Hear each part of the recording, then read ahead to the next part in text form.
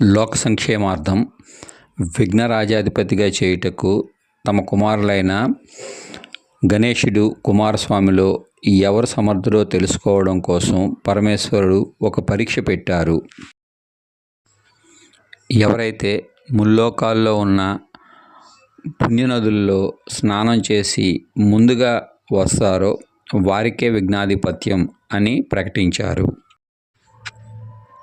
కుమారస్వామి తన నెమలి వాహనంతో ఆ పోటీలో గెలవడం కోసం వెంటనే ముల్లోకాల్లో ఉన్న పుణ్యనదుల్లో స్నానం చేయడం కోసం బయలుదేరారు. గణేశుడు తెలివిగా ఆలోచించి, నా తల్లిదండ్రులైన పార్వతీ పరమేశ్వరులైన మీరే సమస్త విశ్వం కదా, మీ చుట్టూ ప్రదక్షిణ చేస్తే ఆ పని పూర్తవుతుంది అని భావించారు. వెంటనే ప్రదక్షిణ ప్రారంభించి 3 సార్లు ప్రదక్షిణ పూర్తి చేశారు.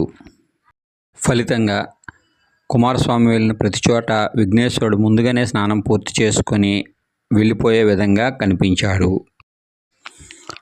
ఆ విధంగా విఘ్నేశ్వరుడు తన బుద్ధిబలంతో గెలిచి విఘ్నరాజాధిపతిగా నియమితులయ్యారు.